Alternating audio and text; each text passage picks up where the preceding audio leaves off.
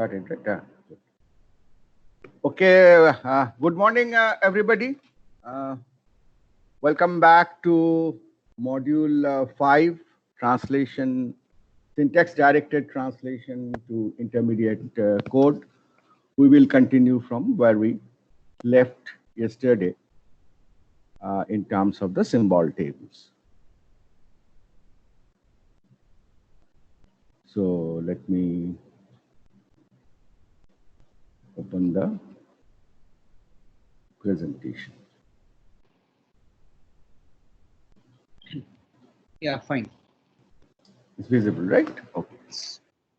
Okay, so what we started discussing in the last class, these are the foundational stuff for actually starting on the syntax-directed translation. One is certainly the intermediate representations we took a look at, and very specifically the 3-address code, which is the mid-level intermediate representation that we are going to use. And we saw the simple description of the 3-address code, the kind of instructions that it had, and so on. I'm sure that was pretty straightforward. Then we looked at the basic data structure, the binding data structure for any compiler, which is management of symbols in terms of symbol table. And we took a glimpse of a variety of information that symbol table would need to manage. Of that, certainly the name of the symbol, which could be of various categories, is a foundational one, the fundamental one. And then we will have a lot of associated information along with it. It could be type, it could be size, it could be offset, it could be several other things like, if you are defining for a class, it could be the access rights of different class members and so on. So now we would like to, in the next couple of slides, we would like to take a few contexts and just by hand weaving, I mean, we are not doing any formal translation right here, but in a kind of expected scenario, we would like to see how the symbol tables will look like. Right? So we will quickly go through these examples so that in future, when we are designing for our translation, we will be able to use these ideas and know what really needs to go in there. So let me restate the high-level program here, which is very simple, which has a main function and a function that main calls, which is mdist. M stands for Manhattan distance, which is basically given 2 points. It is the sum of the absolute x difference and absolute y difference of their coordinates. So that is, so mdist takes 4 integer values. This is, this is taken to be simply integer coordinates. So 4 integer values representing 2 points, x1, y1, and x2, y2, and then computes their absolute difference, adds them, and returns. So that's what given 4 such integer values, or notionally actually 2 points occurring at the 2 corners of a rectangle, possibly, is what the function will compute. Then we have 2 integer values defined in the global scope outside of main or any other function, which represent the origin. I mean, just for illustration purpose, x1, y1. And finally, we have function main, which takes the parameters it does, but it does not use the parameters here in this example. It locally defines a xy pair and then calls mdist with the globally defined origin and this local pair of xy to compute the Manhattan distance between them. So it's a Manhattan distance of a point from origin and gets that distance into this. It does not do any printing or anything. I mean, it's just keeping it simple. On the right, you can see a possible translation into the in terms of the 3-address code. So first, the translation of the function. The starting of the function is marked with a label in 3-address code called mdest. First is certainly computing xdiff equal this question mark colon operator. So you check if x1 is greater than x2. If this is true, we know we have to do x1 minus x2. So we go to L1, level L1. How we manage to, look into the future of the code and jump into that, do not bother about all of that. All of those we'll learn as the time comes. But this is just looking at it logically. So if x1 is greater than x2, then we jump to L1 and compute x1 minus x2, which we keep in a compiler-defined temporary called T1. And compiler usually has a quite a complex algorithm to decide the name of this compiler-generated temporaries or unnamed temporaries, so to say, so that it does not clash with the user variables. Here I'm using a very simple scheme, but the variable starts with the name T and then has a serial number. And we'll make sure that the similar kind of names are not used in the user space. Okay, so if this is true, then it jumps to L1. Otherwise, it falls through to the next statement, wherein we'll have to say that if x1 is not greater than x2, then you will have to compute x2 minus x1, the other side. And we compute that in T1. And so whether it is this condition is true here or false here, as I come after this, T1 will have the value of the absolute difference. So that is what we put at L2. So either this is true, I jump to L1, compute T1 and fall through here, or this is false. So I fall through to computing T1 by x2 minus x1 and then jump over to L2. So when I reach L2, in T1, I have the absolute difference of x1, x2. And naturally, that is what I assign to xdiff. So this is the translation of the first question mark colon operator. Then I have a very similar translation for the second question mark colon operator, which brings us to L4, where I have got the ydiff. So when the control falls through from ydiff assigned T2 being assigned to ydiff, then we have completed both of these absolute differences and we have to compute D. So we directly do that by addition. Normally in translation, that is not what will happen. Normally you will have another temporary which computes xdiff plus ydiff and then have that temporary go to D. But we have I've just done a shortcut so that the example does not get very long. And once D has been computed, then you return D as we had seen in 3-address code. So this is the translation for mdest. Then we have the translation for the global variable, because they are being. Would you please mute yourself? Would you please mute yourself, please? Thank you. The global variables need to be initialized. So just to mark that they are global and they do not clash in their name with other x1, y1 that may possibly exist. We will look at all those later. But just to show that they are global, we are marking them by _G. They're just a convention. So x1 _G is the translation of x1 initialized with 0. Similarly, y1 _G is y1 initialized with 0. And then the main function starts. Again, the label of main. We initially have the local variables initialized, x2, y2, with -2 and 3, and dest with 0. These are the 3 initializations which can translate to assignment or copy statement in 3-address. And then we need to have the call to this function. And the calling protocol that I'm using is treating the parameters from right to left. I mentioned that it could be left to right or right to left. I'm using right to left. So the parameters y2, x2, y1, x1 are all put one after the other in terms of the param. So y2, x2 are local, and then we have these global variables with the corresponding name. And with 4 parameters put in, we know mdist have 4 parameters. So we call mdist, comma, the number of parameters, which is 4. It returns a value from return D. So that is assigned to dist. So that's a call to the mdist function as in here.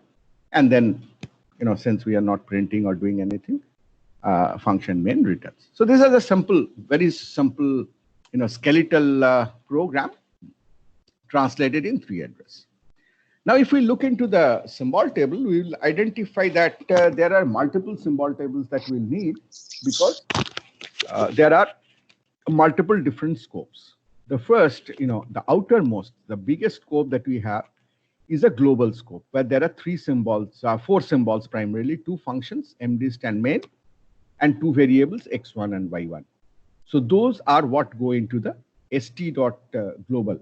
Again, this name is given by me. You can give any other name. These 4 symbols come one after the other as you process the program from top to bottom, mdist, x1g, y1g, main. These are the columns of the symbol table. The first column is name. Second column is the type of that name. Third column is the category of that name as to what kind of entity does it represent. The fourth column is size. And the fifth column is the offset with respect to the base. You have seen in the discussions done by Professor ISG as that there is a base pointer with respect to which any stacked frame or any frame is considered. So this offset is primarily computed in terms of with reference to that base pointer.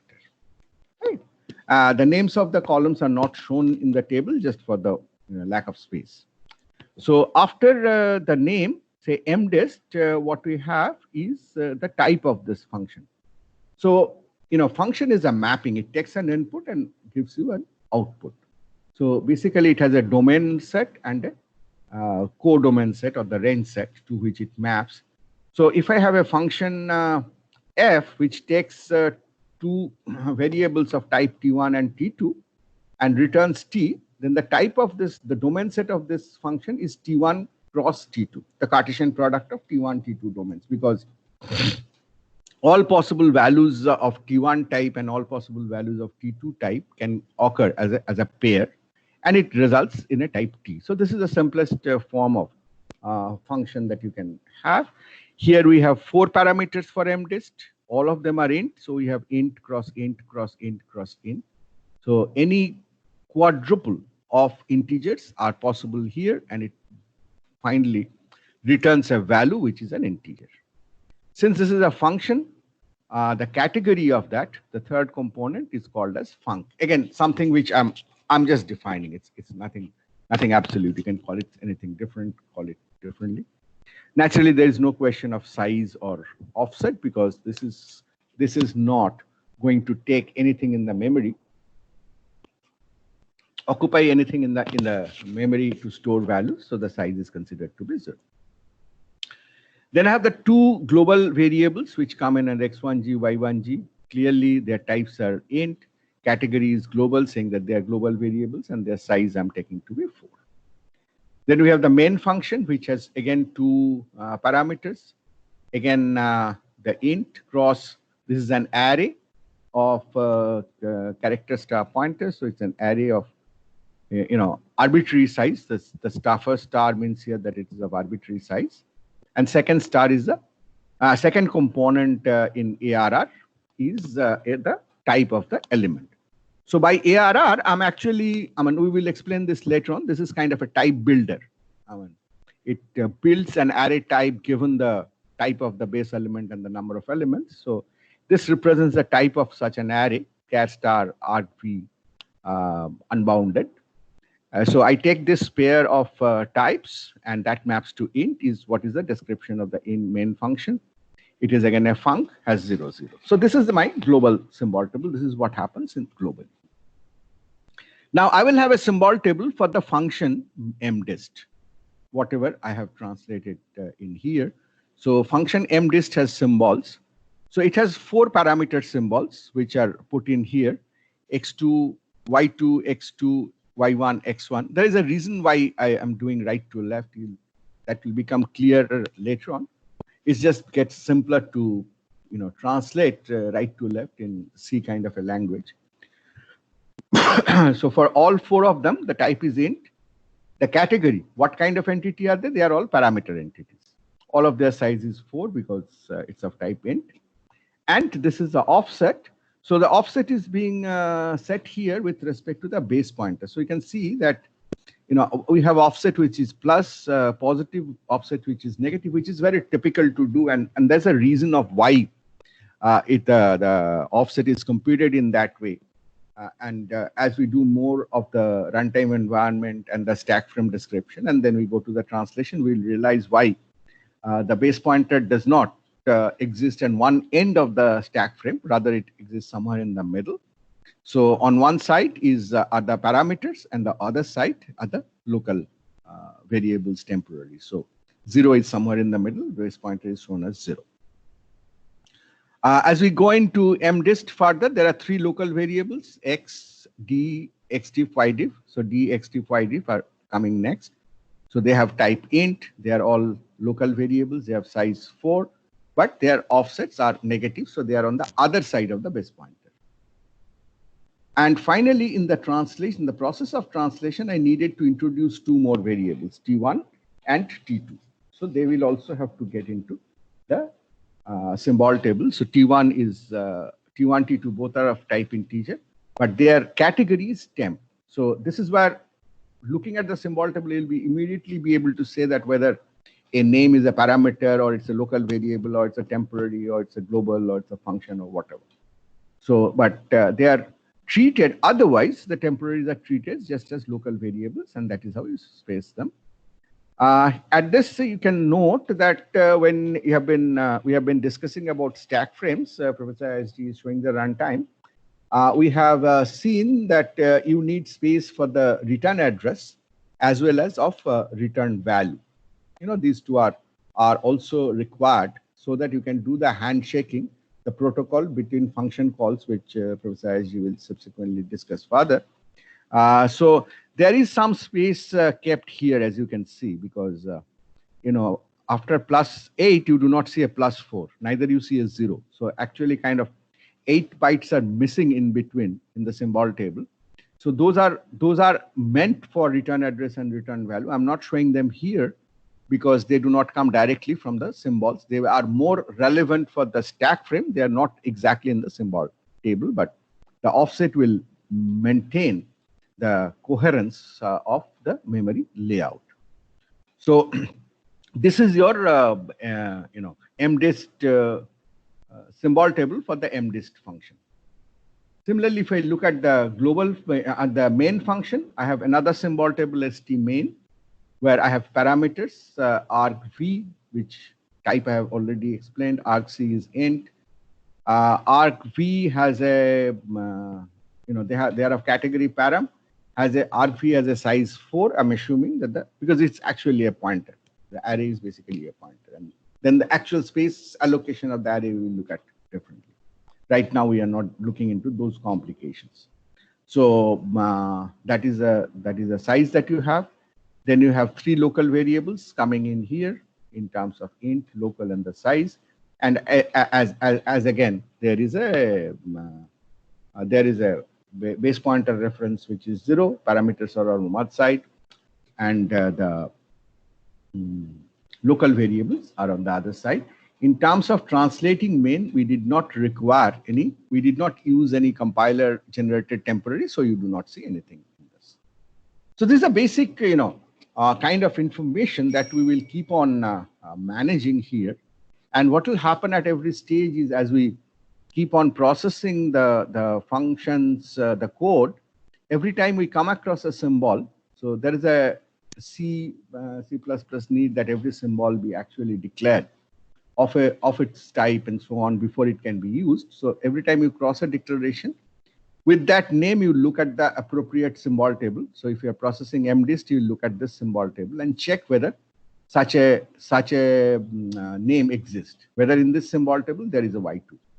If there is a y2 in this symbol table, then you will have an error because it's a duplicate definition. Otherwise, you will enter that and put maybe the type and size information, whatever you call it. It is not necessary that all the information that goes into the symbol table would be available right at the time of lexical analyzer. and subsequently of syntax analysis either. They may require to be. For example, lexical analyzer will just give you the name. It won't be able to tell you that it is of type int. The fact that it is of type int, you'll get to know when you actually process the declaration of that variable together. For example, here in ydef, it is not obvious that ydef is of type integer, but we'll see the syntax process. We will deduce that, and when we are able to deduce that, we'll come back to the symbol table and update that ydef as a type int. And once we know that it has type int, only then we will know what is the size that it has, and so on. So this is the process that that goes on, and you can note that in terms of C specification, we know that scopes of these symbols are nested, and they're fully parenthesis nesting.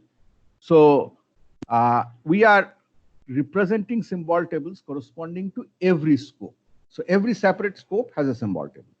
So therefore, it means that there is a sense of containment in terms of the scopes, which can be represented in terms of a tree structure. So we said that the outermost or the highest top level symbol table is a global one, which is ST global.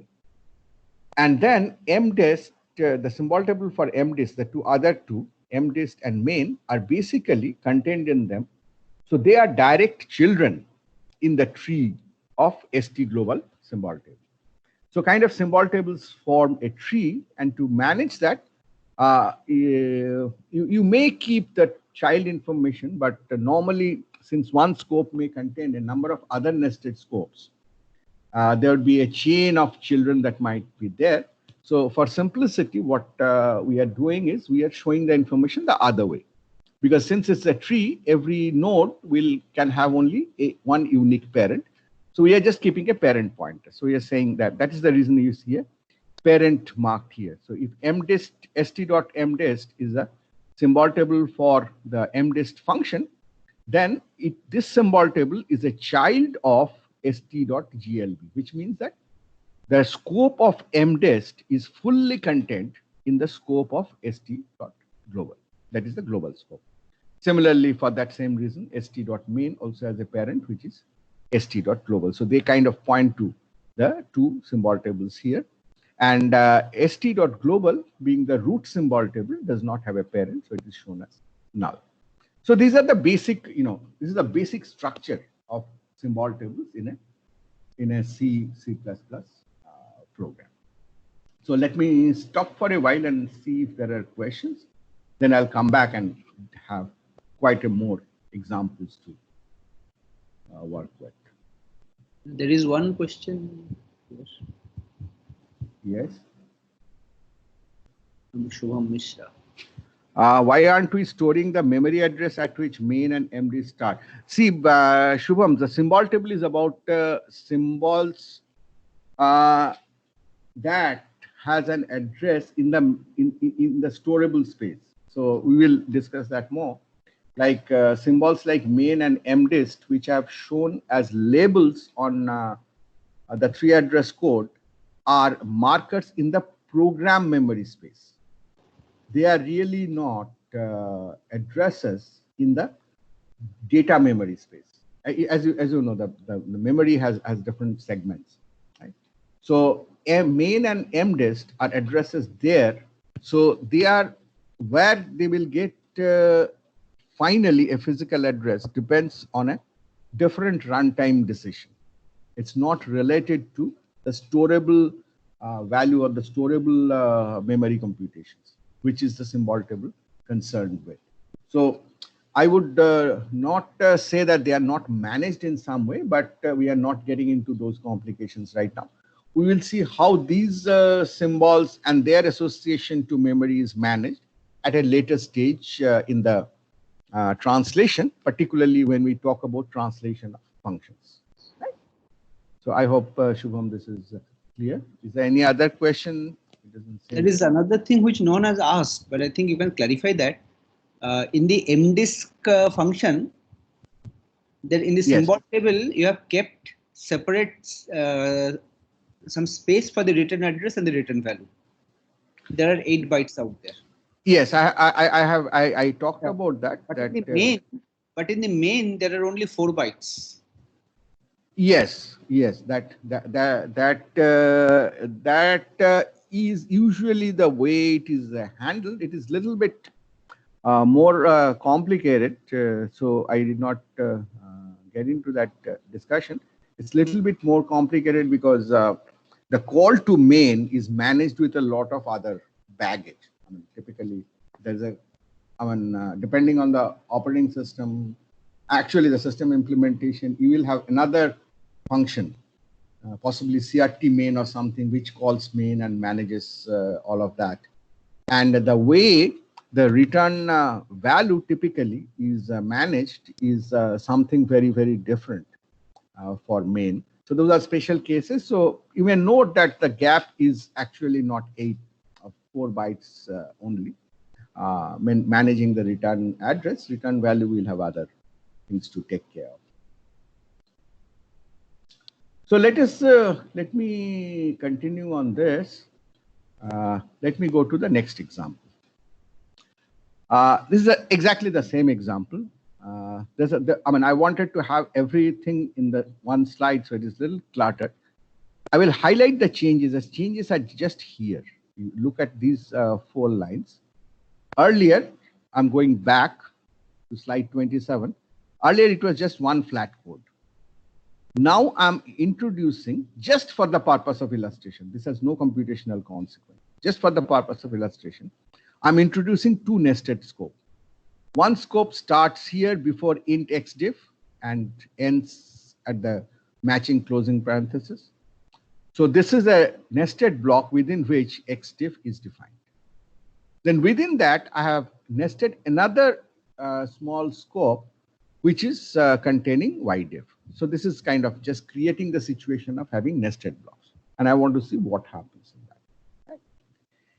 Now, in terms of actual translation, in 3 address code, there is no consequence because you are computing the same thing practically. There's no name clash also either. That was not intended in this nested block. We're just trying to see how the nested blocks are to be handled. So if I go back and look at in the global symbol table, there is no change. In the symbol table for main, there is no change. But the changes happen because I have nested 2 scopes. So the mdist, the symbol table for mdist now has one scope which contains xdiff, the outer nested block. So the moment we have a different scope, we need a different symbol table. So that symbol table, and one thing to note here is the scopes may be named and scopes may be unnamed. What I mean is global scope is unnamed, but is known to be global. But a function scope here is named because I know that the name of this scope is mdist. But when I have a nested block scope, that block, this block that contains xdiff, the outer one, or the block that contains inner ydiff, they do not have name. These are unnamed. So what happens is, since to handle them, but they need to be separately identified. So what we do is from the compiler, we assign them some names. So I'm calling the outer one as $2 and the inner one as $1. So mdist has 2 different such nested blocks. So I have one symbol table which is for $2, the outer one, which has a symbol xdiff. And then I have another which is a even nested one, which is containing ydiff, which I call the $1. So we get 2 more symbol tables.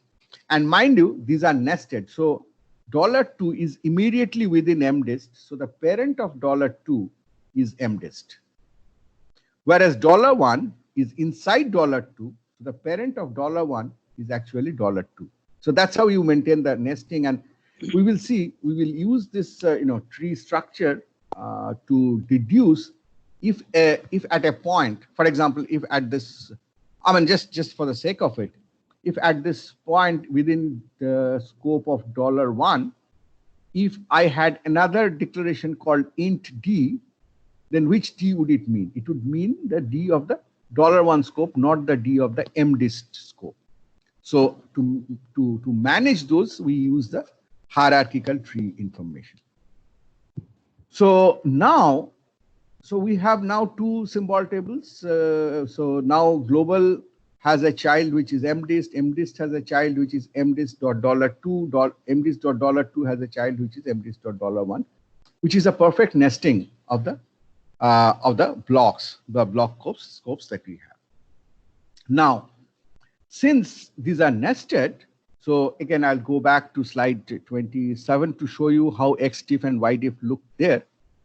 In this, they were all in the same scope of MDIST function, symbol table. So XDIF and YDIF were simply named as they are. But now they are symbols from nested scope. So we kind of mark that they are symbols from nested scope because it is possible that there is an XDIF in the outer MDIST scope as well. So if I call that XDIF, then this has to be different. So customarily what is done is you qualify the name of the variable with the block in which the variable belongs. And if you recall your PDS, the C specification, you will remember that every variable within the block is uniquely identified based on the path to reach that point. So I call this as XDIF underscore $2, which is actually XDIF in the $2 symbol table. Similarly, I call this as YDIF underscore $1, which is the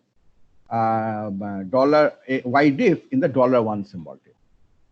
Now, and since I changed the names like this, if you go up in the tree address translation, you will see that the names in the tree address translation are also accordingly changed. Now, you might have a little confusion at this point. The confusion is, so far, while we treated, again, if I go back to 27, so far, the symbol table contained only directly the symbols that are belonging to that particular scope. So global had a disjoint set from the symbol table of MDIST.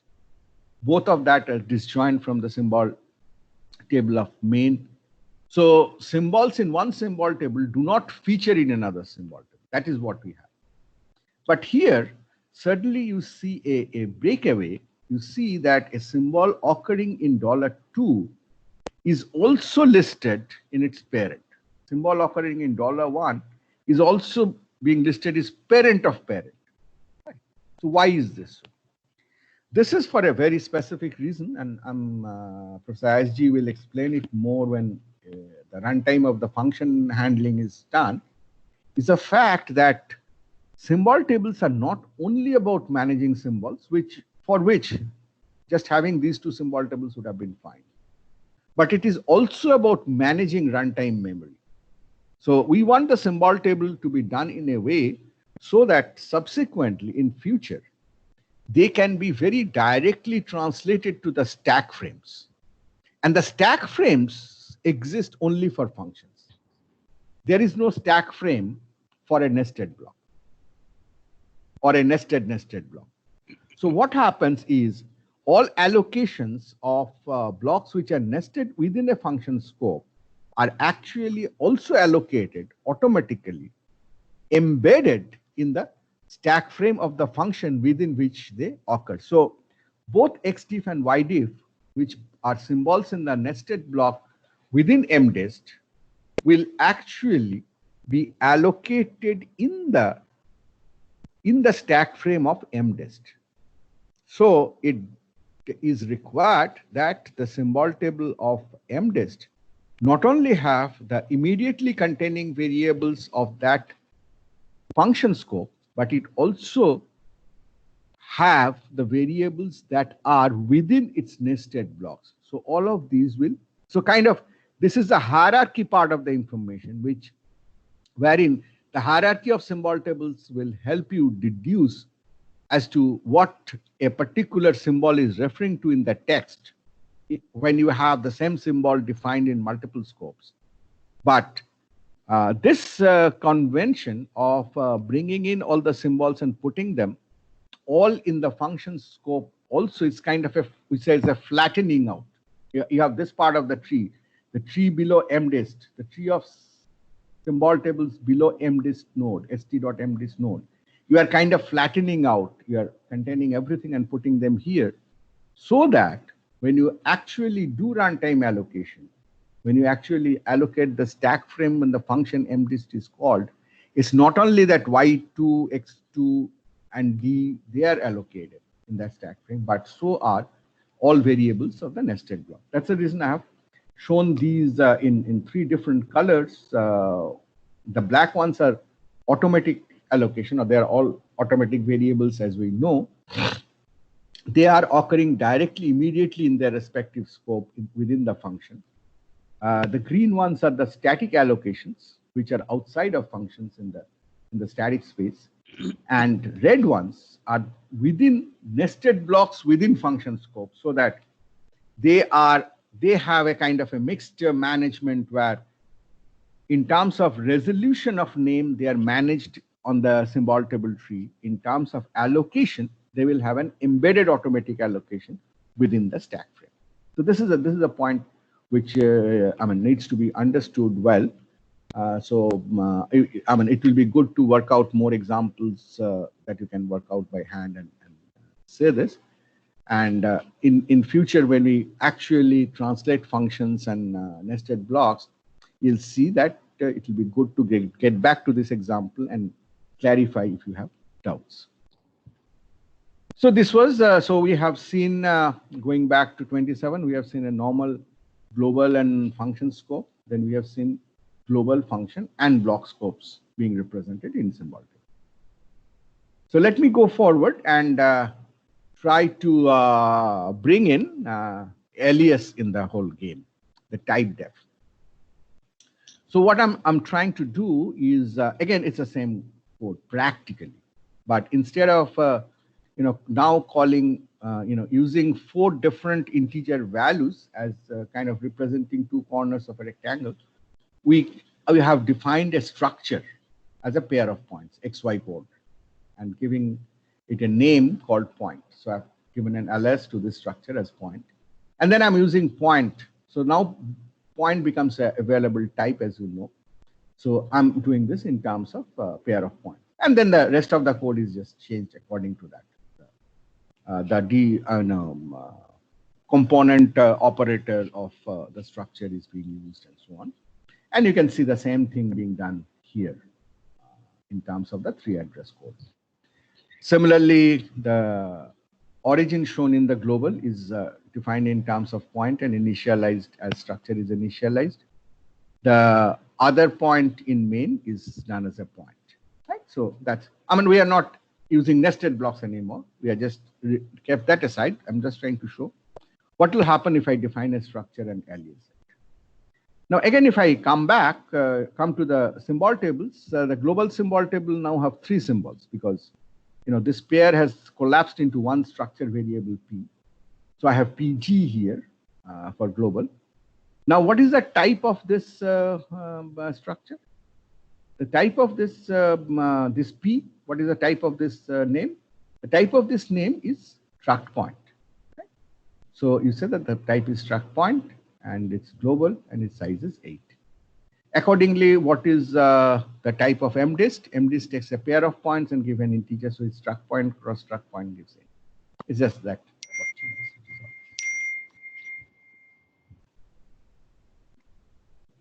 I see, am I audible? Yes, you're audible. Oh, okay. Now, if you come to MDist, you have the same thing, except that now there are 2 parameters only, P and Q, which are struct point. Rest of it remains the same. In main, you have the same, only you have the 2 x2, y2 that we had is now replaced by one name Q, which is a struct point. Now, these 3 symbol tables get morphed like this, and I need for actually resolving components. For example, here in the translation of MDist, I'm saying if p1 dot underscore x. So where do I get this underscore X name? That is because I have defined a structure here.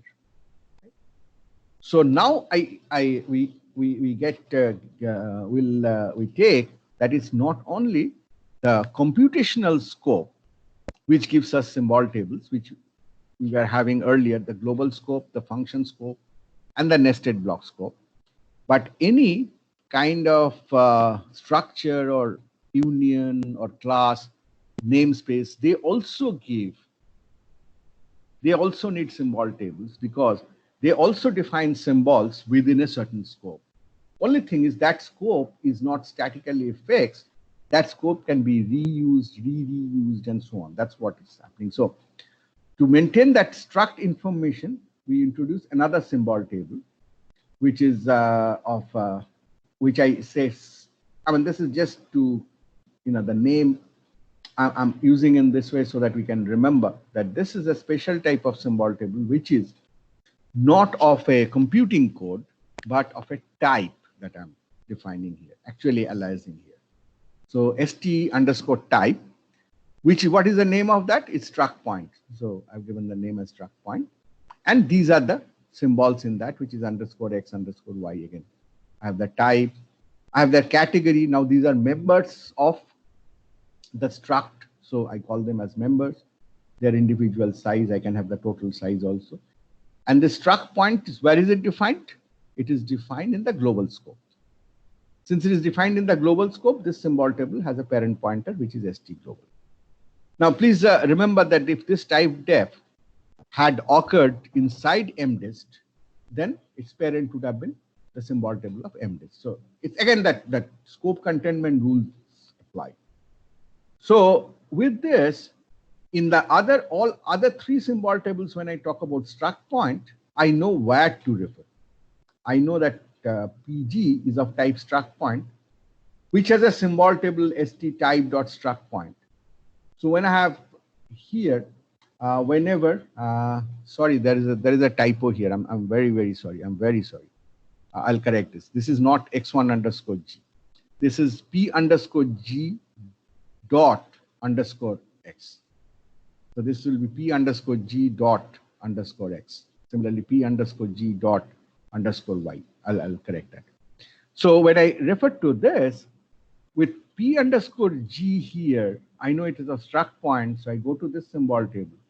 And when I get dot underscore x, I look up this symbol table and I get underscore x. I say, okay, this is fine. But if I get something like p underscore g dot underscore, say, w, then I'll say this is not a component which belongs to that structure.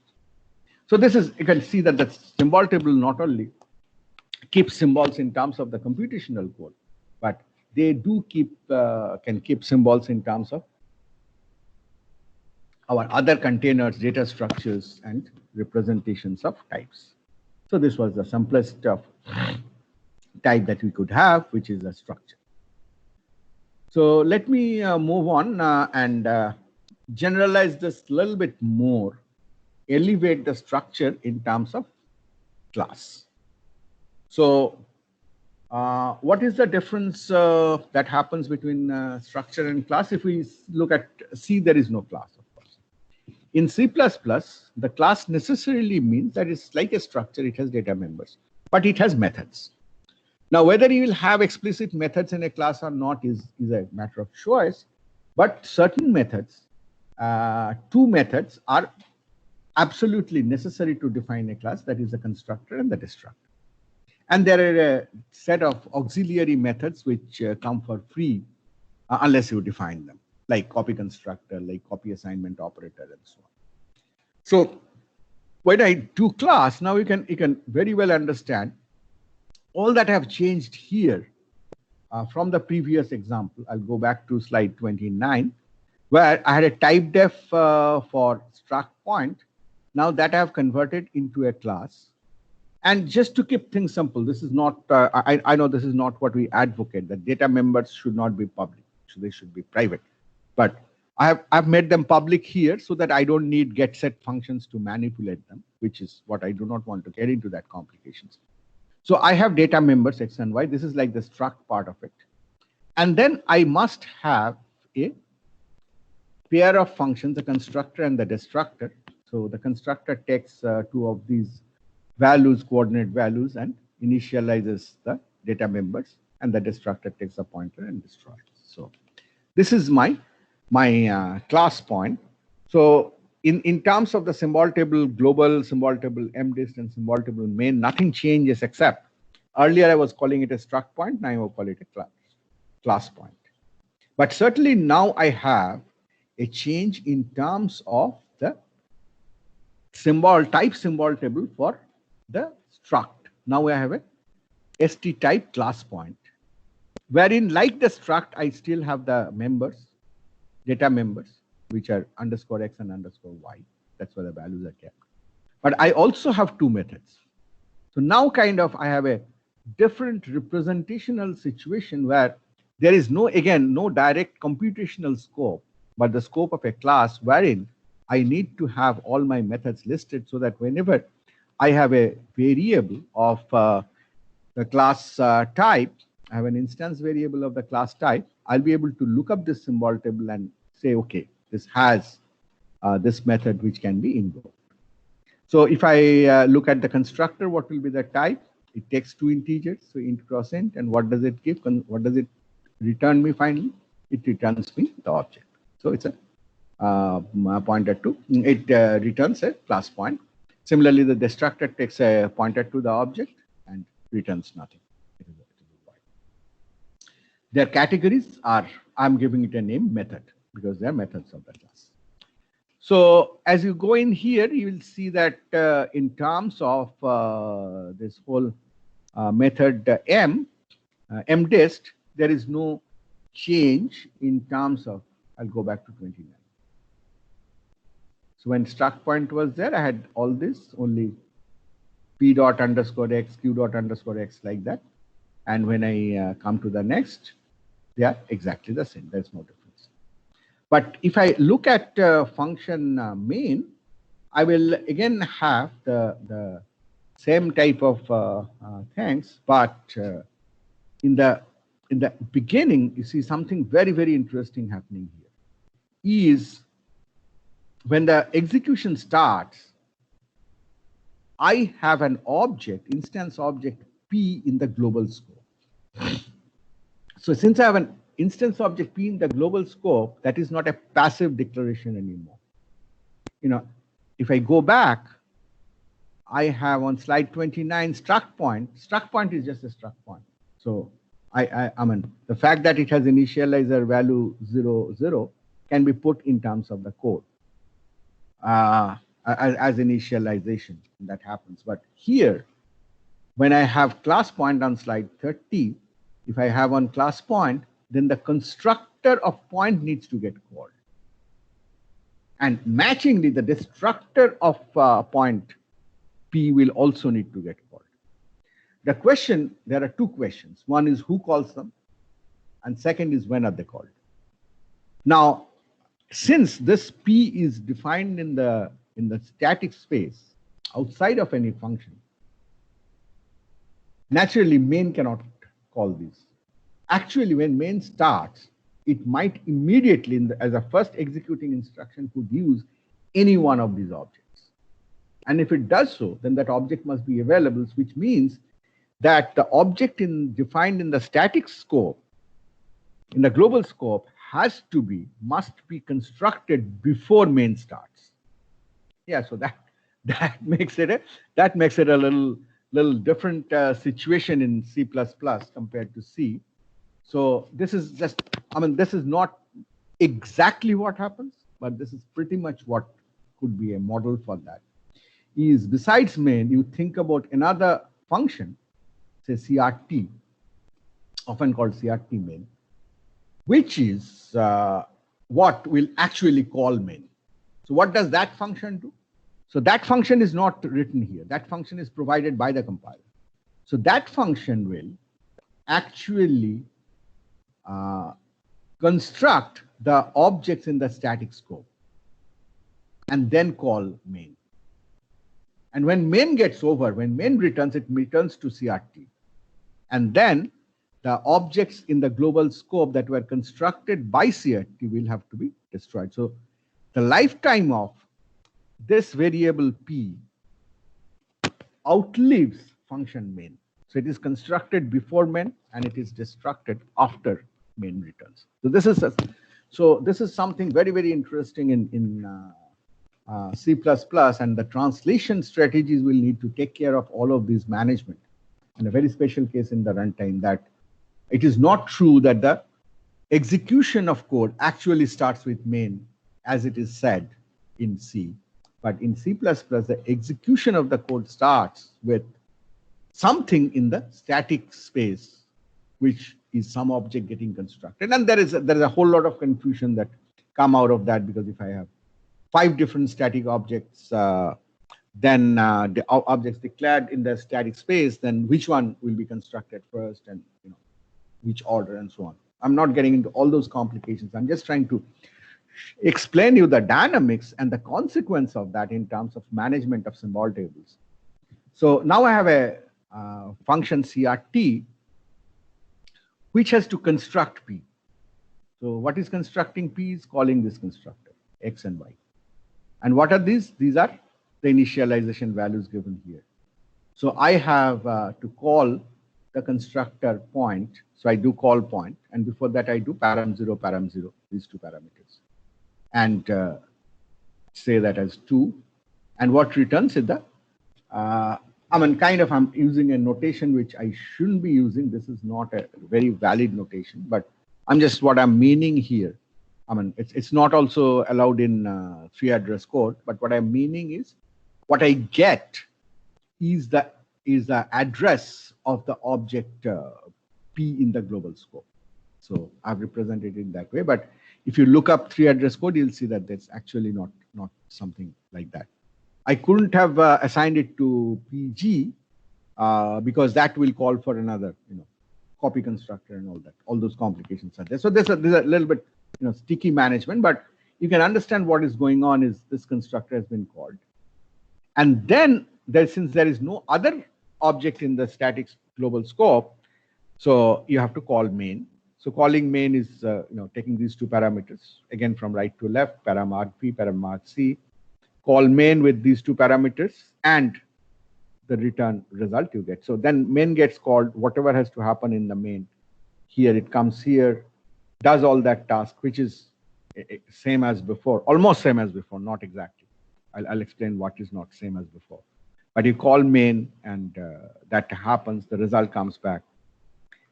So you're done with main. So what do you have to do? You have to wrap up what you did before calling main. That is, you have constructed this object P. So this object has to get destructed. So after this, you call the destructor of point with the address of PG. So you do param address of PG, this point, and call the destructor with this address, which is implicit here. Right? You will see that if actually whenever you call a method, there is always an additional invisible parameter in terms of C++. That is the this pointer. Because without the this pointer you cannot do the call. But that this pointer we don't write in the parameter set. So there will always be a mismatch between what you see in the parameter list of the function in the high level and what you see in the free address, because here you do not see any parameter, 0. But here you see one parameter, which is the address of the object on which you are calling the method. So that's the param ampersand PG.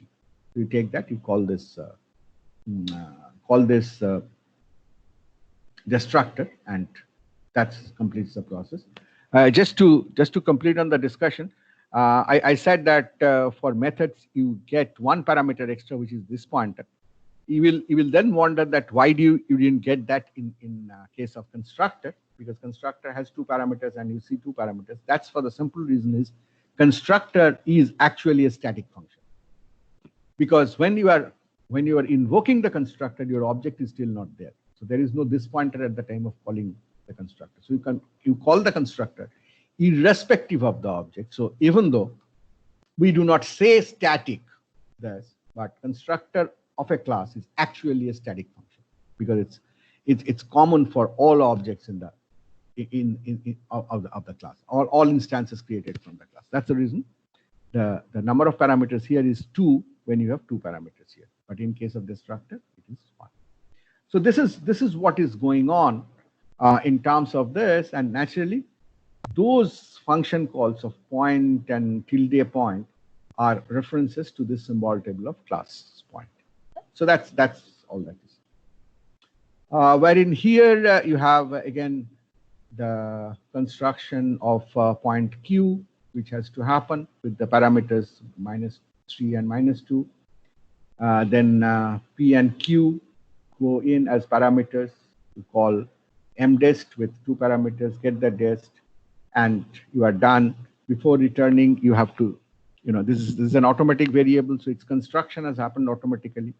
Similarly, before you leave the scope, its destruction has to happen automatically as well. So we call the destructor with this address of Q. Now, at this point, I should also, just as a reminder, tell you that this example is simplified because if you look into the call of mdist here, it is actually a call by value in this. So it is that this call, mdist is not as simple as putting Q and PG. You will actually have a call to the copy constructor of point for P. PG. You'll have a call to the copy constructor of Q, and those copy constructed parameters will be actually used to call mdist. The whole story. And then again, when mdist returns, their respective destructors will have to be called. I didn't want to get into all those details of dynamics of object management because they are not so relevant for the symbol table. All that the symbol table needs to maintain is the fact that these methods are available therein, and the whole of the class results in a separate type symbol table whose parent is global because this class is defined in the global scope. You define it locally somewhere inside, then the parent would be whatever scope it immediately comes into. So this is your basic management of symbol tables that go on. Just to conclude, I must also mention that there are a variety of different symbol. This was more like computing names. You can have symbol tables for managing all strings that you have defined. Many compilers do that. All constants that you have defined. You may have symbol tables to manage your labels. Some languages actually have keyword symbol tables. One way you could look at keywords is that we did a lot of discussion in lexical analyzer in terms of keywords being processed before the identifier. But typically, keyword is like an identifier. So an alternate strategy could be that you treat everything as an identifier. And then once you get an identifier, you look up a table, a predefined table, which contains the keywords. And then say, okay, no, this is not an identifier, this is a keyword. You could have done that. That naturally makes it more expensive in terms of the processing and more complicated to write. And therefore, most of the languages, I should not say most, significant number of the commonly used languages use keywords which are reserved. That is, they cannot be used for names. But even languages like Fortran has keywords which is not reserved because of the legacy. And there are languages where you can define a keyword. Like there's a language called EDIF, which is used to define PCB and other layouts, different kinds of VLSI layouts, where you can define keywords. So you can have symbol tables for managing them. And then certainly you can have symbol tables for describing variety of types. So this is a final example of a symbol table containing just types. So I've used the point, then I've used the point to define a rectangle. Because finally I'm taking a pair of points, so I can take them as the left top and right bottom corners of a rectangle. So I have a point, I have a rectangle constructor, destructor. I have 2 get functions to get that left top and right bottom. And then this whole thing MDIST does not change, but in function main, I can actually construct a rectangle of the origin and the other point and call MDIST by taking the left top and right bottom. These are just kind of purpose of illustration. So you can now see that there could be multiple type symbol tables, one for point, which has the data members and constructor destructor, and one for class rect, which has data members, constructor destructor, and other methods. And you can see in every case, there is no parameter, but in the domain side it's not void. The domain side is rect star, because this is this pointer that you take and return a pointer here. So this is the different ways that you can actually take care of types in a very detailed way. We will talk more about that as we go in terms of the translation of types here. My main objective was to illustrate the versatility of symbol table and the significant dependence on symbol table in the whole process of translation. So that's what I've been explaining on. So I think I will stop here once and check if there are questions. Yes, there are a few questions on the chat box. Okay. So, Ishan Sharma. Sir, are we going to look at dynamic and static scope in detail? I couldn't completely understand them. Ishan, I have, I mean, please go through the slide when I shared the presentation again. I understood it was a little sketchy, so I have actually changed the slide on dynamic and static scope, giving more explanations of what is going on. But if you ask that in the translation process, whether we'll do the handling of dynamic scope, no. We will only keep to static scope because of nothing else, but we will not have time for doing that. Towards the end, it depends on, really when the semester is ending. Towards the end, if I have 1 to 3 lectures, then depending on the topics that you want me to discuss, I will discuss that. And if you want at that time, I can discuss more details of dynamic scope. But all that I wanted to just reiterate is a fact that reference to a symbol is not necessarily lexical. It's not necessarily based on where does a particular code exist in the whole program file.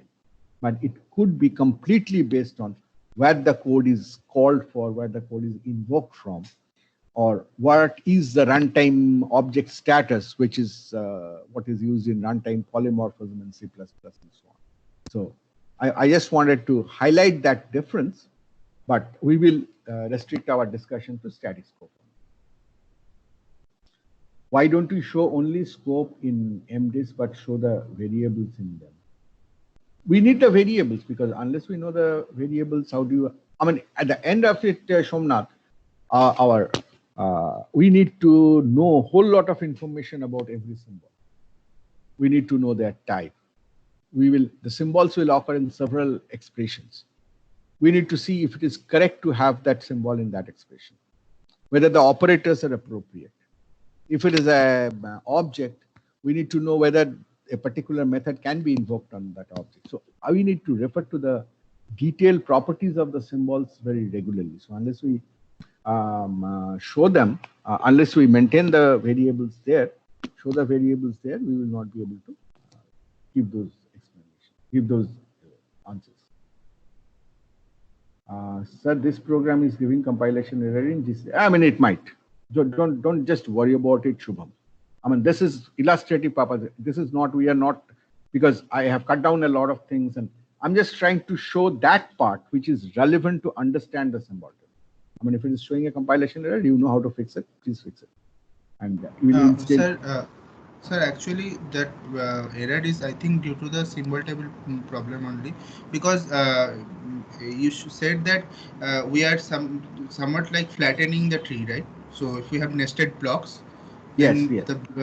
Then the variable like x tip was there, that would be present in the sure, Shubham, just 1 second. Let me go to that slide. It will be easier to. Yes, sir. So You're talking about nested blocks, is it? Yes, sir. Yes, sir. So slide. So this is the one you are talking here. Now tell me. Nested blocks, I think. Yeah, this is a nested block one. Yes, 28. yes, sir. Yeah. So actually, here you have also mentioned that xdiff $2 will be present in the symbol table of mdist. But Right. if that is true, then the compilation error which it gives me is that this variable is not defined in the current No. scope. This is internal representation. Please, this is your code. Left top is your code. That's all you have. Okay. This is your internal representation. Symbol table is what you are creating in the compiler. Okay. Right. So what is xdiff here is what you take it to be a different name. For example, just think about this. There's an int d, right? I can define a int d here, say inside by the side of ydiff. Right? And then if I use d in this, it is the inner d, not the outer d. Right? Yes, sir. But both of them will have to go to the same symbol table so that they can occur in the stack frame of function mdist. Oh, okay. So how do I differentiate as I flatten code in the 3 address? 3 address is the flattened representation. Because that will refer to both this outer D as well as the inner D. So if I do not qualify them for my processing purpose, I will not be able to resolve. So this is an internally generated name. This is not the name that you will give. Nothing has changed in your source code, because that is what is given. That is what you are translating. But we are saying that the scoping is used, nested block scoping and other kind of scoping are used so that the same name, lexically same name, could mean different variables, different entities, right? So, but when I actually have to create addresses, there will be different memories. I need different, symbolic formula for those. So how do I represent them? So these are internally created synthetic names to take care of those situations, right? Okay, sir. So let me go back again and let me see. That was Shubham. Where was I? Ishan, Shubham. Okay. Now, Shaharutam, Mitesh, what if we access X2 in mdist $2? I mean there's nothing called mdist $2. That's a symbol table representation of that nested block. And if you are accessing that, see, please don't confuse between the list of symbols of a scope and the execution code of the code. If you are accessing X2 in that execution code, then you will have to follow the tree and find what is that X2 means, whether it is in this current symbol table or in some parent symbol table. And that is a strategy. It is true, they are not stored in that, but that is something which you inherit from your parent symbol table, right? I mean, that is how you get the symbol, right? You say that if I have a symbol, then it's defined in this scope. If not, then before this in the nested scope. If not, then before this in the nested scope goes on in the function scope. If not, then in the global scope. If not, does not exist. So this traversing up is traversing on the symbol table tree. Do not worry about that, because we'll have a separately complete discussion on this as to how this symbol lookup is done on the hierarchy of symbol tables, right? So you don't expect them to feature everywhere. In the type def example, ptex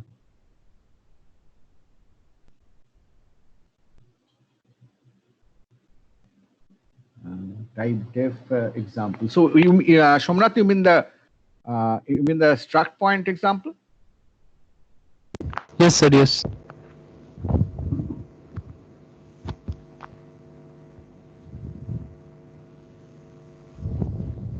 So meaning this one. Yes, sir. So what is the question? Sir, in the symbol table for mdist, so P has an offset of +8. then D has an offset of -4. So means I think that P takes 8 bytes. So in earlier case, for example, there was some int value above D, and it was +8, so it took only 4 bytes. So in between, in this case, in between there is only one place left. It's, what I'm saying is, in the earlier case, it was there were two values that were not shown for return value and one for return address. So in this case, but only one space is left. No, you're assuming that it grows this way. It depends on which way it grows. But P is in this case a struct, so its size is 8 bytes. Yeah, so you are assuming that it grows towards 0. It can grow the other way also. Okay, okay, sir. It depends. I mean, I'm not claiming that this is absolutely correct, because you know, this much of code this is hand computed, of course. It is. I have to really sit down and draw it again to see if I've made a mistake. But looking at this, the gap being same may not be the same thing. We have to see which way we are letting because when you see an address, it depends on which direction the bytes are actually being done, being laid out. Okay, so that's it. And if there's a problem, just ignore that, because that's not the core point here. Then Shubham again. How does access modifiers like public, private, friend functions are handled here? It's absolutely nice question. I did not write it. Again, can you tell me how will you handle it? Shubham, would you take it? I guess with the type of symbol table, we can also include like the access modifier also. Absolutely, that's it. We'll have a field. We'll have a field which is conditional. I mean, a field which will have a value if my category is method. And if the category is method, then I will have an access modifier which will tell me what I can do, what I can't. Right. Now, please don't take all of this as one unique design for doing every symbol table. This was just illustrated. So a type symbol table will have a different set of fields. A value symbol table will have a different type of fields. A string symbol table will have a different set of fields. But the idea everywhere is the same. Like there is a name and a set of attributes. And very often, along with that, you will need to have a type. For example, if it's a string table, then you know everything is a string, so there's not much sense of a type. But you still have the need for a size, because how long is the string? So depending on that, you will. So all these kinds of, there's no end to the kind of attributes which you can have. Very simple, Shubham. Next step on this is how do you handle inheritance? Okay. You have inheritance. So you have two classes. The base class has certain components. The derived class has certain components. Now, naturally, by our design, both of them will have their symbol tables. But the derived class symbol table will not only point to the base class symbol table as a parent, but will have to inherit all those attributes. In that, again, the same question of what happens to the access of x2 that Shavruta was saying. It's a very similar situation, because you are working with the instance of a derived class object, and you come across a symbol as a component expected, and that does not exist in that class. You'll have to see what, can you go to the parent? Is there a base class, and does that have the symbol? You go there. The moment you do that, you will have to also look at, are you allowed to do that? So you have to come to the access. Right? Now you want to go on to the creating the symbol table into the stack frame layout. You'll have to see, is this inheritance real or is it virtual? If it is virtual, then you can use it for the name resolution, but you are not using it for the actual allocation, because it's a virtual object. So there are a whole lot of things that come in. We are not trying to address all of that. All that I wanted to show is a very powerful technique of symbol tables, name lookup, and attribute management, which can be adequately used in your design to handle all these kinds of scope related, access related, visibility related protocol that we have in the language. And more you understand this, what you'll keep coming across is the fact that the way the language is defined is not necessarily a blindfolded design. It's kind of a handshake between the way you handle things in the compiler, which makes it easier to handle, is what you say is allowed in the language. And what is intuitive in the language, you want to handle them in the compiler. And in the core of that whole process, whole management process, sits this symbol table data. So there is no unique design for the symbol tables or the types of symbol tables that you have, the kind of attribute you'll have. That is the prerogative of the compiler design.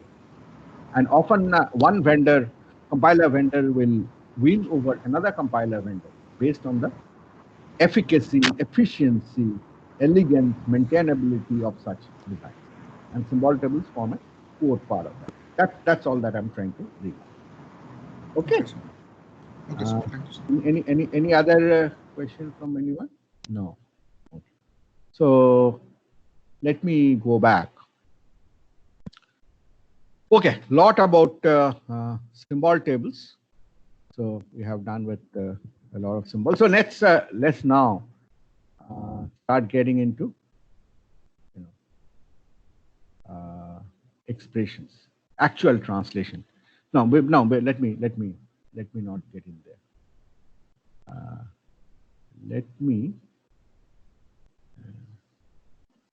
Let me go back to the previous module. And there was an example that I did not solve at length. I just had requested you to go through. I do not know if you have done that. That of a programmable calculator. So let me revisit that. So earlier, earlier in this, so now we are looking at a translation. So we are trying to look at converting the high level into the actual execution. So first we saw a calculator which had a grammar, but no variables, just constants. And with that, if I go down here, with that we saw that given an expression, here the expression was 12 plus 8. I mean, we could have simple translation rules which computes this. Now this is what I call a calculator, because herein the translation and the evaluation happen together. The translation and the evaluation happen together. So here I'm doing for 12 plus 8.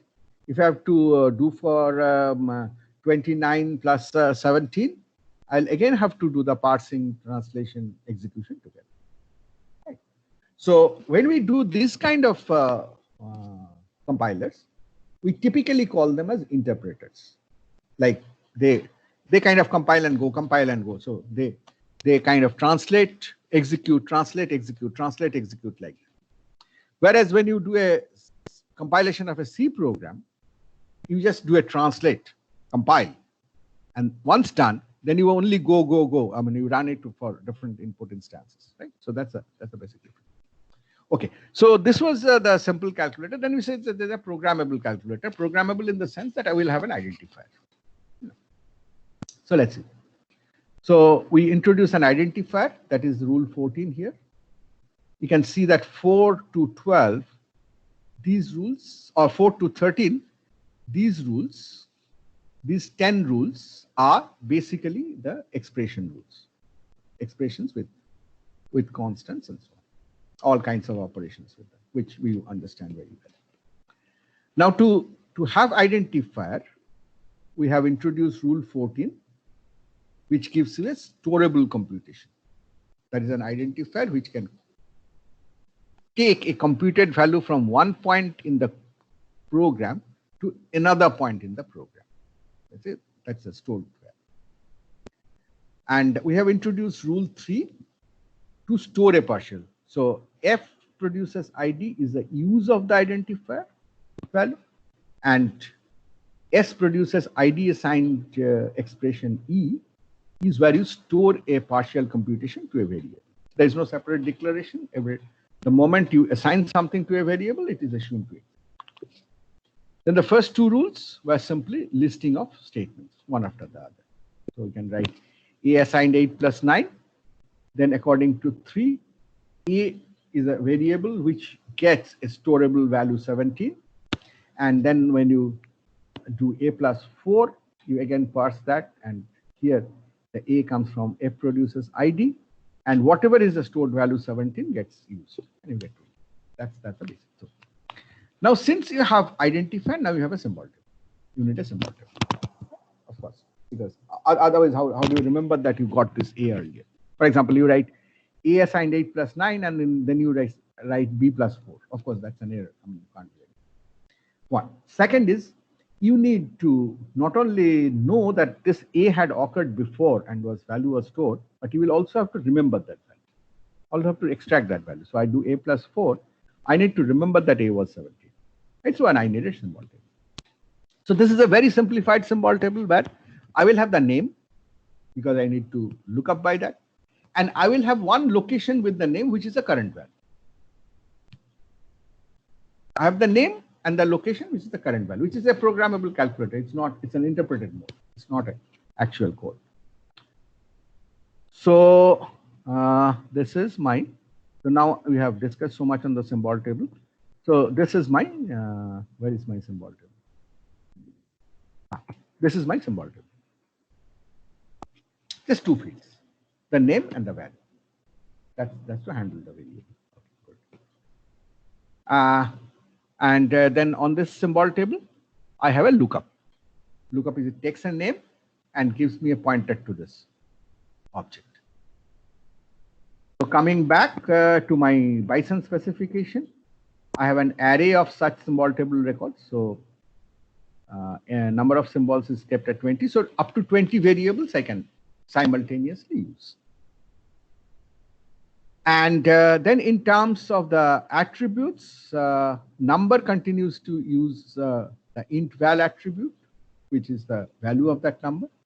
But if I have a name or identifier, then I use the simp attribute, which is a pointer to a symbol table record. So it is a pointer to a record which is a name, that is the lexem of the name, A, and the current value that can be extracted. Right? So that's the structure. So that's the extension. So in terms of expression, and I'm here, the expression term, factor, there's no change. It's all the same. In terms of factor, to expression, minus factor, number, these are same. But I have F produces ID. I have F produces ID, which is factor giving me name. So what do I do in the name? What is the value of factor if F produces ID? Is the current value of that identifier, mind you, A plus 4. So when I'm processing A plus 4, this A comes from F produces ID. So what is the value that I can have for F to proceed is the value of A.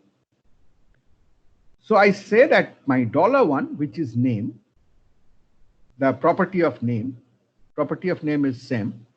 Semp is a pointer to symbol table. And in the symbol table, I have name and value. So that value component is what I'm looking at.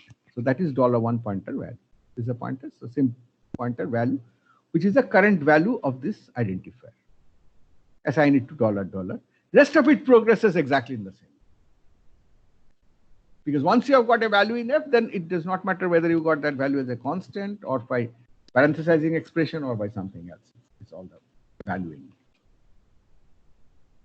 Now the other side, how do you define a name? Is S produces ID assignment E. So S produces ID assignment E. So the name assignment expression. So what does that mean? There are more to this. I've not shown those steps here, but the basic thing is that name is $1. So its value, sim pointer value, is the value of the expression that you are putting in. That is what has to go in. Of course, there is a question of what will $1 at all exist. So for this, I will have to do some more tasks here, right? Like I'll have to kind of do a lookup with that name in the symbol table. If it exists, I will use that pointer. If it does not exist, then I'll have to do an insert. But given that, rest of it, this is the basic management of the value. So every time I assign, I get a new value. Every time I use the existing value. Right? So all that I'm trying to show is this is the basic handling of storable value in translation. So this is a storable value, but the difference is it's still doing as it computes. Right? So these are detailed slides are there. Forget all of that. Flex corresponding to this, and which is what was not shown here. Just mind you, this I said I need to show this. So where does it come that the name is there in the symbol table or not? Where does it come? Is before you actually get the name token here. So that is what I'm handling in the flex. When I get an identifier, with the YY text lexem, I look up the symbol table. And this lookup has two purposes. One, it looks up. If it exists, it returns a pointer. And if it does not exist, it inserts and returns the pointer. So what I get is a pointer to the symbol table with this name. And then I return the token name. Right? So that's the binding. And YY lval.sim is put here. So whatever token I return, it is the property of that token. Right? So this is complete in terms of the translation scheme. All these you have seen. So now if you look at the execution of what is that it is trying to do? It's trying to do this. A assigned 8 plus 9, then A plus 4 equal to will become 21. So this is the first thing you have. A assigned 8 plus 9, new line, A plus 4. This is your whole program. Right? So you start, ID goes in. I mean, pushes are not being shown here. I mean, push into the stack. Shift is not being shown here. So ID goes in equal to symbol num. Num comes with this is the attribute stack, the value stack. It's the value 8. And as ID goes in, you have a pointer to the symbol table record. So I'm showing the symbol table. This is the symbol table here. So where you have A and the value is unknown, undefined. Nothing has been done. So this is what goes up to this. Then num gets reduced eventually to T, to F, to E. This goes on. So E gets a value 8. Then again, you have shifts of plus num 9. Nothing is changing in the symbol table because no symbols involved. Goes up to this. Then num gets reduced to F, to T. The value gets copied, keeps on getting copied. And you have E plus T on the top of the stack, which is the handle. You reduce, you get E. And at that reduction, you are doing $1 plus $3. So you get 17 back to the stack. And at this point, now you have S producing ID assignment E, this production rule being reduced with, because that is the handle on top. So what you do as you reduce, you get S on the stack, 17, the value of E goes to $1 pointer value, which is $1 is this. Pointer is in the symbol table, the value. So as you, the $3, which is 17, is assigned to $1 pointer value. And so when I reduce this, the effect of that in the symbol table, this value has changed to 17. And then the new line comes in. S new line gets reduces to 17. Nothing is changing in the symbol table. So I have L on the stack. I have gone up to this new line. That is A assigned 8 plus 9 new line. And I have to still do A plus 4. And in the symbol table, value of A is 17. I go forward. L on top of that, I get ID, that is A. with a pointer, and I have done the lookup with A, so I get the same symbol table record with the value 17. Then I get plus, I num, this gets shifted, num gets reduced to T with the value 4, E plus T gets reduced to E, $1 plus $3 gets 21, then E gets reduced to S, this rule. This is the handle, E gets reduced to S. So I get S, then I have the new line, S gets new line here, and then LS new line gets reduced to L. And at that, now, I'm sorry, at the previous stage when S gets, S produces E, when I'm reducing by that, then my $1 actually gets into the it gets into this symbol table symbol, because I have gotten that ID A here to get the 21. So now when I do this, with this reduction of the final step, I have a printing of equal to 21, which is the result, which is what I had as a value of E here. Right, so that's how it goes. So I just wanted to refer to this to show you that this is how, in basic terms, a storable value can be handled. Right. So with that, I can store a value in the symbol table and use it. The difference from what I want to do actually is the fact that this is one where if I change the program, I need to compile it again. That's why it's a calculator. That's why it's an interpreter. But I want to do this in an offline mode. I want to give the program, do the translation for once, and then keep on using it for different set of values. Okay? So this is what we have in terms of the symbol table. And what we really need to do in the translation is what we'll get into. Before that, let me just check if there are questions on this discussion on the handling of the programmable calculator. There doesn't seem to be anything. This was easy, I understand. So let me go on to actually.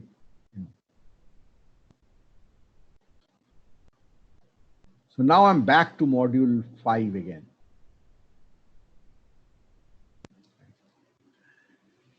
So I'm again using the same grammar, exactly the same grammar, but my expectations are now different. My expectations are now no more the fact that I would just keep on computing as I parse the program. No, I will create a code which, when executed, will have the same result. Which means that it is not enough to assume that the symbol table has a value field where at the execution, the value of that variable A can be stored.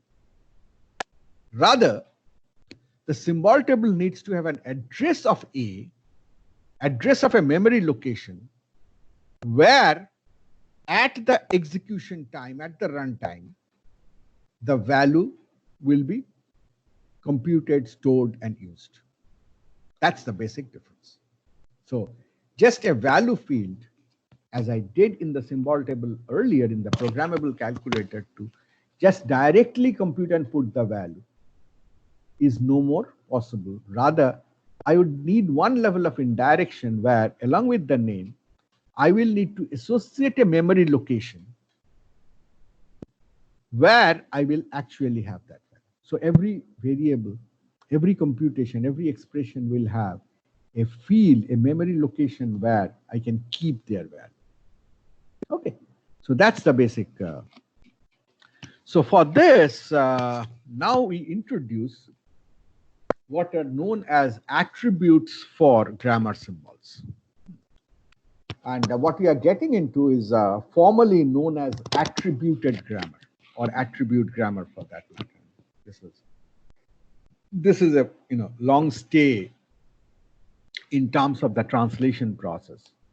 So it says that every grammar symbol in the translation can be given one or more attributes.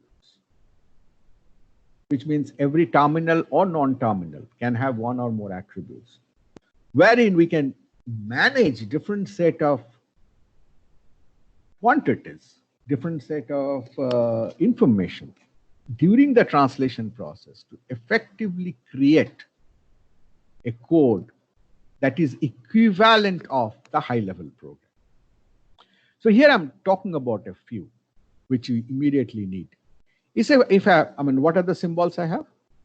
I have terminal symbols as ID and num, other than the operators and a parenthesis and all, right? Backslash n and all those.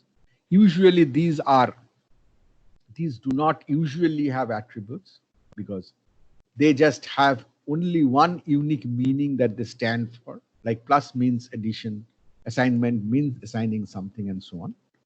In contrast to terminals like ID and num, which can have multiplicity of values and therefore multiplicity of properties and attributes required. Other than that, we have three non-terminals, L, S, and E. Of that, E is the placeholder for an expression. You can see that I have significantly simplified the grammar by, earlier you had, I think, 14 or 15 productions that have been collapsed in 11 because I'm using an ambiguous grammar. So all single production like E producing T, T producing F, those are gone. We don't need them. And I have already explained as to how an LR parser for such ambiguous grammar are possible, given that the operators have their given precedences and associated. So coming to the attributes, I need attributes for num, ID, and LSE maybe. So for num, the attribute is, I put an attribute, and this is the way we write the grammar symbol dot the name of the attribute. That's the attribute grammar convention. So num.val stands for the value of the constant. Num is an integer constant, as we have defined. So num.val is the value of that constant. If the constant is 123, the num.val is 123. If that constant is 17, num.val is 17. Then loc, LOC, is a short form of location or memory. So id.loc is a location to store the value of the identifier ID. So it will eventually turn out to be an address which represents this ID, which binds with this ID, and this will exist in the symbol table. Similarly, for any expression that E represents, the E.loc will be the location where the value of that expression will exist. Now, certainly, if ID has a name, E is any expression. It could be X plus Y. Then what is the location for E? So that is the reason we'll see that whenever we have E.loc, most often we will probably need to create an identifier, the so-called unnamed compiler temporary, as the location where we'll keep the value of that expression. Right, so that's the basic design premise. So these are the three attributes with which we would like to do the design. Now, for doing this, we also assume two auxiliary methods. One method is called gentemp, generate new temporary. As I said that I'm doing E.loc. So I need a location to keep the value of an expression. So I need an identifier, basically. So I call that as a temporary, and gentemp is something which generates a new temporary name and inserts it in the symbol table. And it returns the pointer to that entry in the symbol table. So it's creating temporaries. Emit is a simple function which basically spits out a 3-address code. So finally, I need a sequence of 3-address codes, which is a translation. Right? Mind you, I'm moving away from programmable calculator to a full compiler, full translation. So programmable calculator did not have to produce the 3-address code because it was evaluating as it was parsing and translating. But now I need to parse and translate and write a 3-address program equivalent to my original one, the high level one. So I need to output my 3-address codes. So that is emit. Emit has, 3-address code is a quad, and this is the parameter convention. First the result, argument 1, operator, and argument 2. The reason you write it like this is because if it's a binary operator, then you will have all 4 of them. I mean, in whatever you do, you must be having result. Without result, nothing can happen. And you must be having one argument. So these 2 parameters will always be there. Argument 2 may not be there if the operator is unary. And both the op and arg2 may not be there if it is just a copy instruction. Right? So you kind of arrange the parameters in this way so that defaultable parameters are to the right.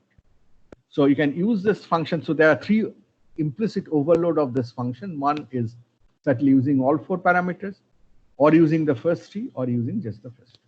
Right? So that's the functions possible. Now with this, now I write a basic translation scheme.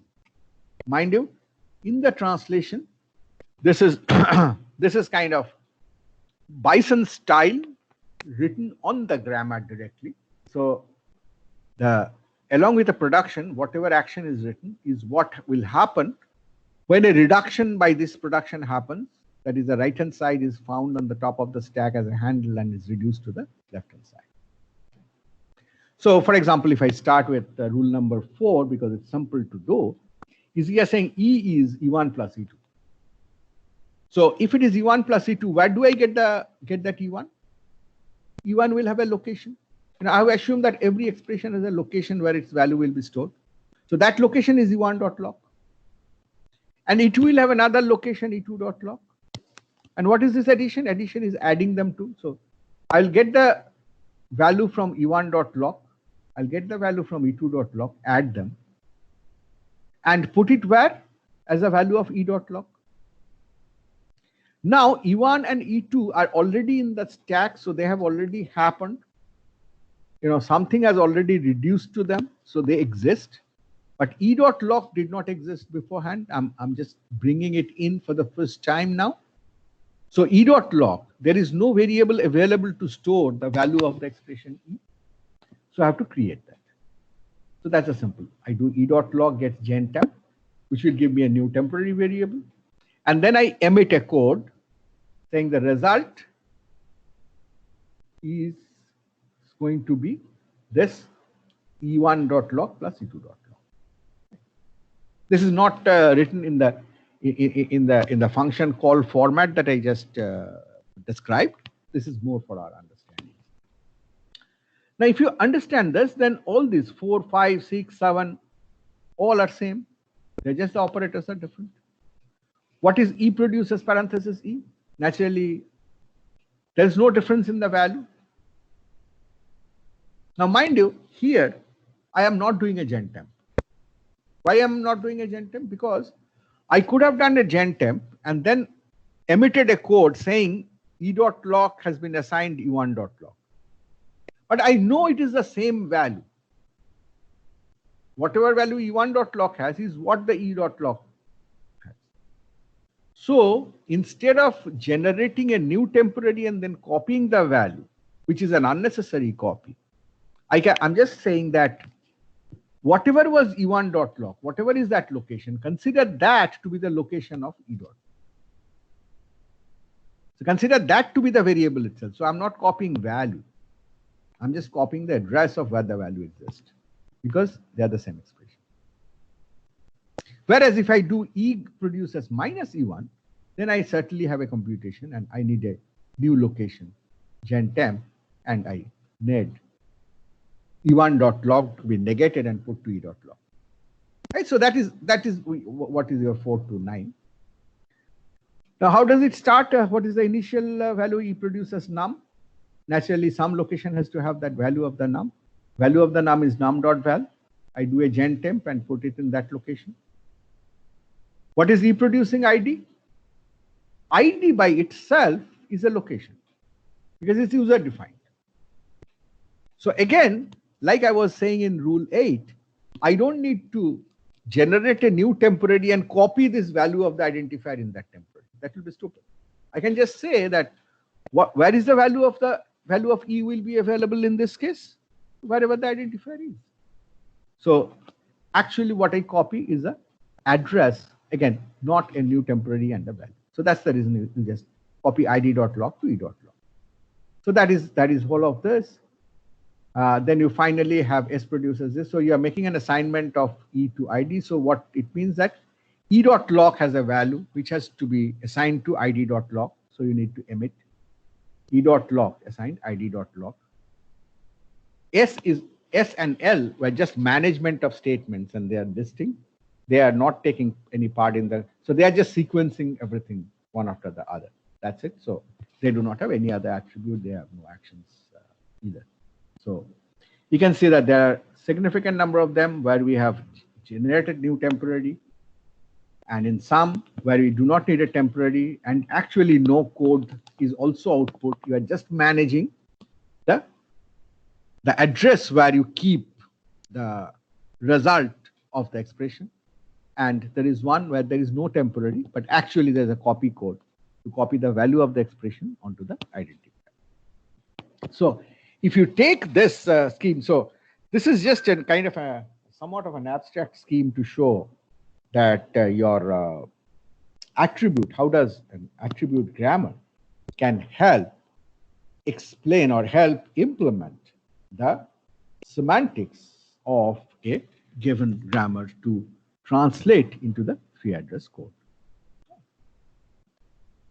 So this is an example showing this. So suppose you have this A assigned 2 plus 3 star 4. So this is the first tree. L produces S produces ID, assignment E produces 2 plus E produces 3 E star E. This is 3, this is 4. Now we need to see that the actions that we are taking actually translates into 3 address. This will be the 3 address, right? This is what I think that the all constants one after the other will be copied to new temporary variables. Then these two will be multiplied. Result will be added to this and finally copied here. So this is the intended. This is what we think would be the 3 address, and how does it happen then? Okay. Now, before we get into this, I must give you an insight into how do you decide the order of these actions. The actions happen based on reduction. Right? You have the parse tree is not difficult to visualize, but how do you know what will be reduced first? So you will have to convince yourself, do some examples, but remember that this is a PDA, push down automata, right? So, which is actually through reductions constructing this parse tree. So, what is pushed down? I mean, what is stack traversal of a tree? Is a depth first, and since it is left to right scan, you do left child first. So, if you start from the root and do a depth first traversal of the parse tree, and then track the order in which you return from a node. Because once you return from a child to the parent, you are actually doing a reduction. Right? So you go in this reduction 2 to E. So if you do this traversal, then you'll come here to this, come here to this, and then you reduce. So this is the first reduction. So this is the first reduction to happen. You go here, this is a second reduction to happen. This is a third reduction to happen. This is a fourth reduction to happen. This is a fifth reduction to happen. And finally, this is a sixth reduction to happen. This is a seventh reduction to happen. So that is how these reductions happen. And when you reduce by this, what you do, you get gen temp, you get the first temporary, do the assignment. Look at here. Gen temp, do the assignment. Next is this one, gen temp, do the assignment. Next temporary, gen temp, do the assignment. Then you are doing this multiplication. So it is gen temp and do this multiplication code. Gen temp gives you this, do this multiplication code on two sides, which is T01, T02. Gen temp addition code, finally assignment. So this is the sequence that gets generated if you follow these actions on the attributed grammar. And you just need to follow them according to the reduction order. So I've written that in the Bison specification also. I will these are given in the subsequent slides. So I'll request you to take care, take a look at that. But this is the basic scheme. Let me close here and go back and see if there are questions.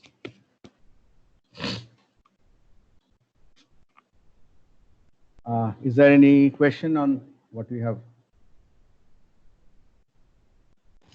Nothing on the chat.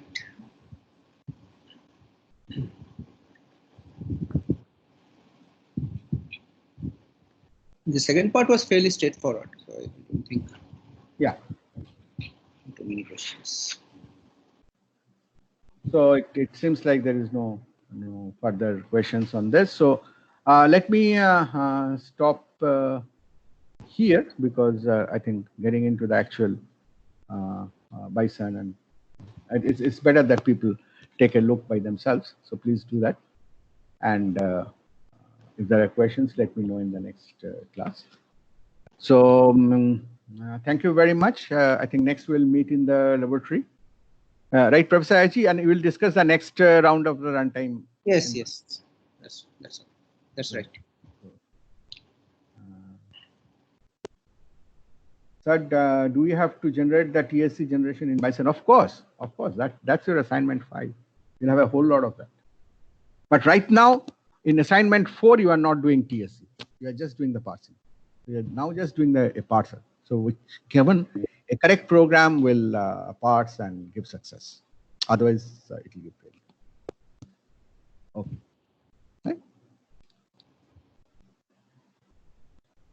Okay then. So let us close here today. Have a nice day. We meet on Thursday afternoon again. Bye. Thank you, sir.